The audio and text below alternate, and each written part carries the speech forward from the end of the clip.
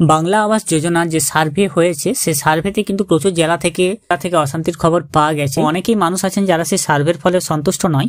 তো রাজ্য সরকার তাদের জন্য নতুন করে সার্ভের প্রোগ্রাম শুরু করবে এবং সার্ভের প্রোগ্রাম হবে কিন্তু সকলের জন্য, এবং সেই সার্ভে কিন্তু হবে পুলিশ এবং সরকারি অফিসার দুজন মিলে সার্ভে করবে। তো আপনাদেরকে আমি জানিয়ে দেবো এখানে আজকের ভিডিওতে এই সার্ভে করার জন্য নতুন কিছু নির্দেশ দেওয়া হয়েছে। মোট কিছু নির্দেশ দেওয়া আছে এখানে সার্ভে করার জন্য, এবং এই সার্ভে কারা করবেন বা কিভাবে করবেন এবং কারা এতে প্রায়োরিটি পাবেন সমস্তটা বিষয় আজকের ভিডিওতে আমি আপনাদের জানিয়ে দেবো।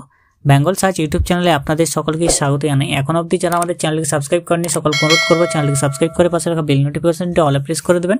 ফেসবুক পেজ থেকে দেখলে পেজটিকে অবশ্যই ফলো দিয়ে রাখবেন। বাংলা আবাস যোজনায় যে সার্ভে হওয়ার কথা বা সার্ভে হয়েছে সেটা বহু জেলায় সম্পন্ন হয়ে গেছে। কিছু জেলায় উপনির্বাচনের কারণে স্থগিত আছে। উপনির্বাচন শেষ হলেই কিন্তু সার্ভের কাজ শুরু হয়ে যাবে, এবং এই সার্ভে চলার মাঝে বেশ কিছু জেলায় অশান্তির খবর পাওয়া গেছে, যেখানে পাকা বাড়ির মালিককে আবাস যোজনার উপভোক্তা হিসেবে গণ্য করা হয়েছে, অথচ যাদের কোনো বাড়ি নেই বা ভাঙাচোরা বাড়ি রয়েছে তাদেরকে লিস্ট থেকে বাদ দিয়ে দেওয়া হয়েছে। তো এই সমস্যাটা যে তৈরি হয়েছে তার জন্য মুখ্যমন্ত্রী মমতা বন্দ্যোপাধ্যায় বেশ কিছু নির্দেশ দিয়েছেন।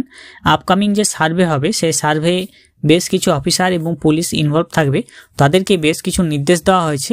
সেই নির্দেশগুলো আজকের ভিডিওতে আমি আপনাদের জানিয়ে দেবো। কি নির্দেশ দেওয়া আছে চলুন দেখে নেওয়া যাক। তো এই আবাস যোজনার সার্ভে যে বিক্ষিপ্তভাবে বিক্ষোভের ঘটনা সামনে এসছে, সেই কারণে নতুন করে নির্দেশ দেওয়া হয়েছে। রাজ্য জুড়ে জেলায় জেলায় সমীক্ষকদের বিশেষ নির্দেশ দেওয়া হয়েছে। 1 নম্বর যে নির্দেশ দেওয়া আছে সেটা হচ্ছে রাজনৈতিক দলগুলি ও সাধারণ মানুষের মধ্যে আবাসের তালিকা নিয়ে ভুল বোঝাবুঝি দূর করতে হবে। তাদের জানাতে হবে তালিকায় থাকা নাম যাচাই করা হচ্ছে। বিশেষ করে পার্মানেন্ট ওয়েটিং লিস্ট এবং সিএমআরও বা অভিযোগ নিষ্পত্তি সেল থেকে পাওয়া নামগুলিকে যাচাই করতে হবে। অর্থাৎ যে ওয়েটিং লিস্ট রয়েছে, পার্মানেন্ট বা সিএমআরও অভিযোগ নিষ্পত্তি সেল রয়েছে, সেগুলো থেকে নামগুলিকে যাচাই করতে হবে। অনেক মানুষ অভিযোগ করেছেন যে বাংলা আবাস যোজনায় তালিকায় তাদের নাম নেই বা তারা বাড়ি পাওয়ার যোগ্য হলেও তাদের নাম নেই। তো সেই অভিযোগগুলি যে করেছেন সেগুলাকেও কিন্তু নিষ্পত্তি করতে হবে। 2 নম্বর হচ্ছে সমস্ত বাতিল হওয়া নাম নতুন করে যথাযথভাবে পরীক্ষা করতে হবে। এই পর্যন্ত আবাস যোজনা যে জেলায় সার্ভে হয়ে গেছে সেগুলো যে নামগুলি বাদ চলে গেছে তাদের কিন্তু নতুন করে আবার পরীক্ষা করতে হবে। পাকা বাড়ির কি আইনি ব্যাখ্যা রয়েছে তা জানতে হবে। সমীক্ষকদের কোনো সন্দেহ হলে ও যথাযথভাবে পরীক্ষা করে দেখতে হবে যাতে কোনো একজন যোগ্য ব্যক্তি বঞ্চিত না হয়। সমস্ত কিছু তাদের দেখতে হবে যাতে এর মধ্যে থেকে কোনো যোগ্য ব্যক্তি বাদ না চলে যায়। অভিযোগ নিষ্পত্তি সেল বা সিএমআরও থেকে আসা সমস্ত নাম ও তথ্যগুলির যে খোঁজ মিলছে না তা গুরুত্ব সহকারে যাচাই করতে হবে। অর্থাৎ এমন অনেক নামে অভিযোগ পড়েছে বা অভিযোগ এসেছে যে নামগুলিকে অনেকে পাওয়া যাচ্ছে না, আবার সেই সমস্ত নামগুলি আবার যাচাই করতে হবে। আর হচ্ছে উপভোক্তাদের নাম ও ব্যাংক অ্যাকাউন্টের নম্বর, আইডি সহ সমস্ত তথ্য নথিভুক্ত করার সময় বিশেষ যত্ন নিতে হবে।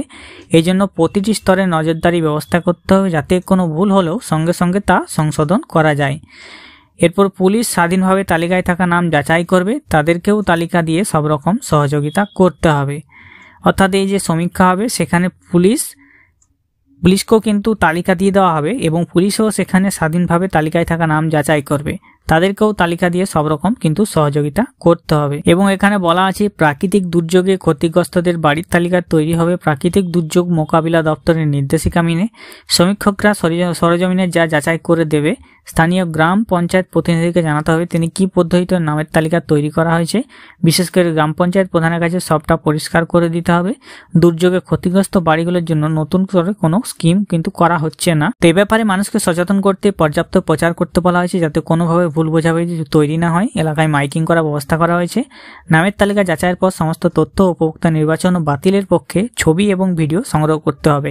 অর্থাৎ যে উপভোক্তাকে বাদ দেওয়া হবে তার কি জন্য তাকে বাদ দেওয়া হলো তার জন্য তার কোনো ছবি বা ভিডিও সংগ্রহ করে রাখতে হবে, যাতে তার প্রচুর জমি আছে বা বড় পাকা বাড়ি রয়েছে এই সমস্ত তথ্যগুলো ভিডিওগ্রাফি বা ফটোগ্রাফি করে রাখতে হবে, যাতে কোনো সময় যাচাই করতে হলে সহজেই কিন্তু বুঝে নেওয়া যায় যে ব্যক্তিটি কেন বাদ দেওয়া হলো।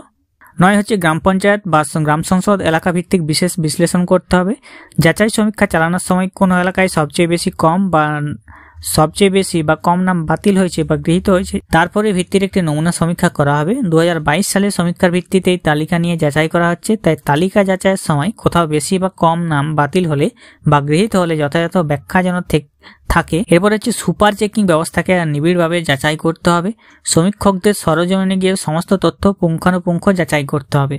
হয়তো গিয়ে দেখা হলো বাড়ি সমীক্ষা করার সময় কোনো একজন ব্যক্তি, তার বড় পাকা বাড়ি রয়েছে, 3তলা পাকা বাড়ি রয়েছে, তিনি গিয়ে একটা গোয়াল ঘরে যায় ছবি তুলে দাঁড়িয়ে পড়লেন যে এটাই আমার বাড়ি। কিন্তু সেটা যাতে না হয় তার জন্য সুপার চেকিং ব্যবস্থাটা নিয়ে আসতে হবে, আরও নিবিড়ভাবে যাচাই কাজ করতে হবে, গ্রামসভা ব্লক লেভেল কমিটির অনুমোদন সহ নথি যথাযথ সংরক্ষণ করতে হবে। তো এইটা ছিল 11টা যে নির্দেশ দেওয়া হয়েছে রাজ্য সরকারের তরফ থেকে। সেখানে যে নির্দেশগুলো রয়েছে, তো এই 11টি হলো সেই নির্দেশ। তাই যাদের নাম বাদ চলে গেছে আবাস যোজনার যে সার্ভে থেকে, তো তারা এখন টেনশন নেবেন না, কারণ কিছুদিনের মধ্যেই আবার পুলিশ বা আর অফিসার মিলে, লাইন ডিপার্টমেন্টের অফিসার গিয়ে আরও 2বার হয়তো করতে পারে সার্ভে।